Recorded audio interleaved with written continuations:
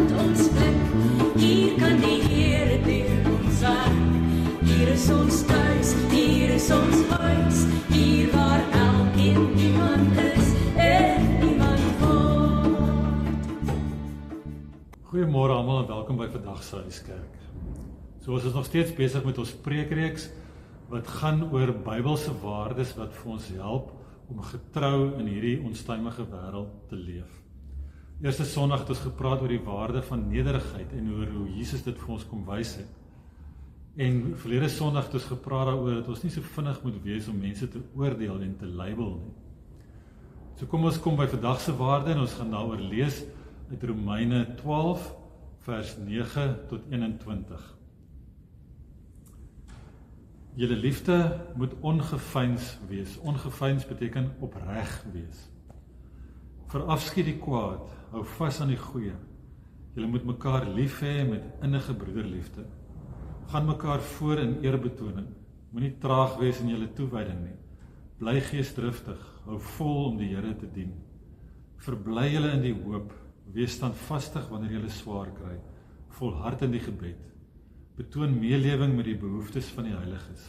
Lei julle toe op gasvryheid. Seën julle vervolgers. Ja, seën hulle, moet hulle nie vervloek nie. Wees bly saam met diegene wat bly is. Treur saam met diegene wat treur. Wees eensgesind onder mekaar. Moenie hoogmoedig wees nie, maar skaar julle by die nederiges. Moenie wys wees in julle eie oë nie. Moet niemand kwaad met kwaad vergeld nie, maar rig julle gedagtes op dit wat vir alle mense goed is. As dit moontlik is, sover dit van julle afhang, leef in vrede met alle mense. Geliefdes, moet julle nie wreek nie, maar laat ruimte vir die oordeel. Daar staan immers geskryf, aan my kom die wraak toe, ek sal vergeld, sê die Here. So die Here sal oordeel eendag, dis nie ons wat moet doen nie. Maar as jou vyand honger is, gee hom iets om te eet. As hy dors is, gee hom iets om te drink. Deur dit te doen, stapel jy vurige kole op sy hoof. Dit is maar net 'n idioom wat sê, vrygewigheid sal jou vyand laat skaam kry. En dan eindig hy en hy sê, moenie dat die kwaad jou oorwin nie, maar oorwin die kwaad met die goeie. Ek dink ons almal het mos mense met wie ons sukkel. Mense vir wie ons sukkel om respek te hê. Soos Bloubil ondersteuners. Ons Kaapenaars sukkel met Bloubil ondersteuners. Veral daai wat so die stickers en die horings op hulle karre het. Ja, op 'n ernstige noot, ons almal sukkel met sommige mense. Ons almal het sulke mense in ons lewe. Jesus het vir ons kom leer en gesê ons moet lief wees vir ons naaste, maar ons almal het mense vir wie ons sukkel om lief te hê. Ek sukkel veral met twee groepe mense in my lewe. Ek sukkel met Christene wat sê hulle is Christene, maar hulle tree liefdeloos op teenoor sekere mense. Of hulle sal sekere mense uitsluit, of sê sekere mense hoort nie in die kerk nie. Ek sukkel om dit te verstaan, en ek sukkel met daai tipe Christen wees. Ek sukkel ook met regtige ryk mense. Nou, miskien moet ek net eers kwalifiseer, in terme van ons land se inkomste profiel, is almal van ons, dink ek, wat luister na hierdie opname, is ryk. So as ek praat van ryk mense, dan praat ek nou van regtige ryk mense, mense met baie miljoene rande en dollars tot hulle beskikking. Nou ek sukkel met sulke mense, want ek verstaan nie hoe jy soveel geld kan hê, en dit alles vir jouself hou nie. Terwyl daar soveel mense is wat swaar kry in ons wêreld nie. Hierdie is mense wat regtig 'n verskil kan maak, sonder dat dit 'n so groot impak op hulle lewe sal hê. Hulle kan regtig 'n verskil maak in die wêreld, maar hulle doen dit nie. En ek sukkel daarmee, ek sukkel om dit te verstaan. En baie keer gebeur dit ook mos nou dat sulke gevoelens kan oorgaan in vyhandigheid en haat en minagting van mense.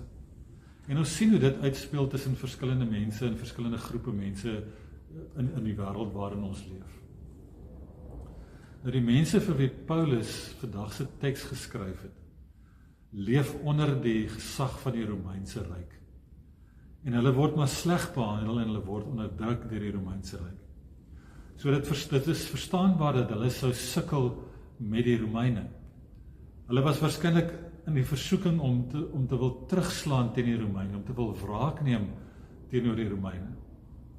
En daarmee saam lyk dit ook asof daar spanning in die gemeente self ook was. Dalk was dit hierdie slegte situasie waarin hulle vasgevang is en waar hulle moes oorleef, wat dit moeilik maak vir hulle. Dit maak dat hulle moed verloor het, dat hulle hoop verloor het, dat hulle nie meer so toegewyd was nie, dat hulle mekaar nie meer bygestaan het en gehelp het en gasvry was soos wat hulle moes wees nie. En dit het spanning veroorsaak tussen die mense in die gemeente. So dis in hierdie omstandighede wat Paulus dan kom en die mense oproep om 'n ander soort gemeenskap te wees. Hy sê hulle moet 'n gemeenskap wees waar daar opregte liefde is. Nou die Griekse woord wat Paulus in vers 9 gebruik, beteken letterlik liefde sonder skynheiligheid. Liefde sonder skynheiligheid. So dis liefde wat opreg moet wees, wat eerlik moet wees. Dit moenie voorgee nie, dit moenie skynheilig wees nie. En hy sê hulle moet toegewyd wees aan mekaar en aan hulle geloof. En hulle moenie hoop verloor nie, hulle moet volhard in gebed, hulle moet eensgesind wees, hulle moet gasvry wees, hulle moet daar wees vir mekaar, hulle moet aanhou om dit te doen. En hy sê hulle moet sover as wat hulle kan in vrede leef met mekaar en met ander mense. En dan sê hy ook hulle moet hulle vyande seën. Nou ek dink dis nogal 'n goeie beginsel om in gedagte te hou hierdie. Want as jy sukkel met iemand, dan is dit gewoonlik goed om te begin bid vir daai persoon, om daai persoon te seën. Want deur dit te doen, verander dit ook 'n mens se houding teenoor daai persoon baie dikwels. So dis 'n goeie beginsel om te onthou. En dan sê Paulus ook, hulle moet eer bewys aan mekaar en aan ander mense. Nou, eer in die Bybel beteken nie dat mense oor alles moet saamstem nie. Dit beteken ook nie dat daar gaan nie konflik wees of dat 'n mens konflik kan vermy nie. Dit beteken ook nie dat onreg of kwaad wat aangedoen is, net geïgnoreer moet word of net toegesmeer moet word nie. Eer in die Bybel beteken, ek erken jou menswaardigheid en ek behandel jou met waardigheid, selfs al stem ek nie met jou saam, selfs al sukkel ek met jou. Nou dit gaan terug na heel aan die begin van die Bybel toe, in Genesis 1, waar ons lees dat God het die mens geskape na die beeld van God. Ons is almal na die beeld van God geskape. Nou, ongelukkig is dit ook mos nou so, dat die meeste van ons kry dit nie altyd reg om die beeld van God uit te leef nie. Ons kry dit nie altyd reg om dit gestand te doen nie. Ons sukkel maar om as beeld van God in die wêreld te leef. Maar, as dit waar is, wat Genesis sê, dat ons alle mense, na die beeld van God geskep is, dan beteken dit, ons moet mekaar met waardigheid behandel, met menswaardigheid behandel. Ons moet mekaar behandel, asof almal die beeld van God is. So in terme van daai voorbeelde wat ek uit my eie lewe genoem het, dit beteken, daai Christene, daai ryk mense met wie ek sukkel, ek kan sukkel met hulle, maar ek moet hulle steeds menswaardig behandel. Ek moet hulle steeds met waardigheid behandel, asof hulle die beeld van God is. En dan 'n laaste ding wat ek net wil uitlig, wat Paulus nogal sterk beklemtoon in hierdie teks, is 'n paar keer sê hy vir die mense daar in Rome, dat hulle moet mekaar dien, en hulle moet altyd maniere vind om goed te doen aan ander mense. Hy sê ook, oorwin die kwaad deur die goeie te doen. Nou, ons oorwin nie die kwaad deur kwaad te doen nie, of om wraak te neem nie. Mens oorwin die kwaad deur die goeie te doen. Nou, hierdie is 'n les wat ek tog so net wens, dat ons mensdom dit moet leer.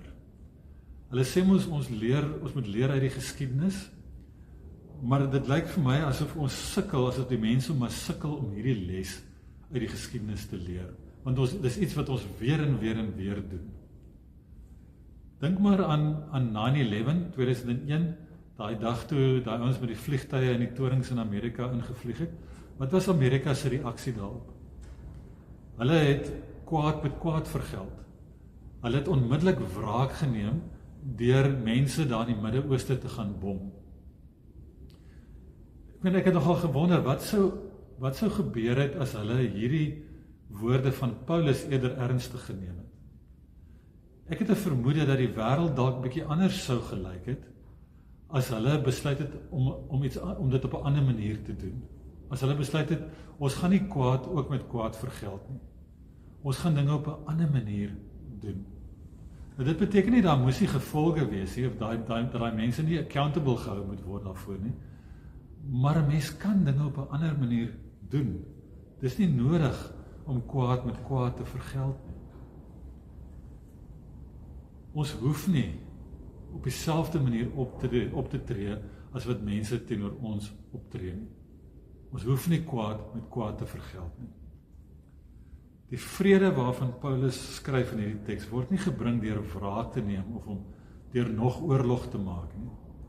Vrede word gebring deur goed te doen aan mense.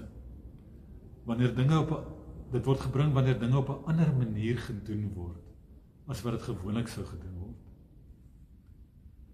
So in 'n onstuimige wêreld roep Romeine 12 ons op om 'n anderste soort gemeenskap te wees. In 'n wêreld waar mense vinnig is om mekaar te haat en te minag en te wil wraak neem, moet ons eerder mense wees wat mense menswaardig behandel. Mense waardig behandel en dinge op 'n ander manier doen. Al stem hulle nie met ons saam nie.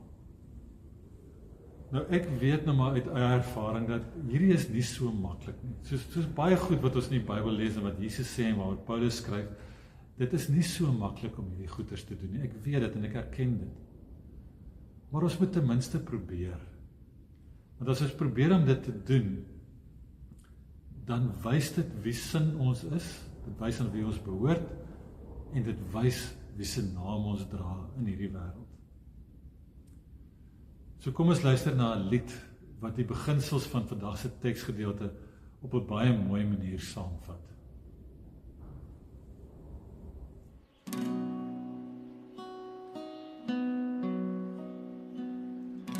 Laat hierdie vrede deur my vloei.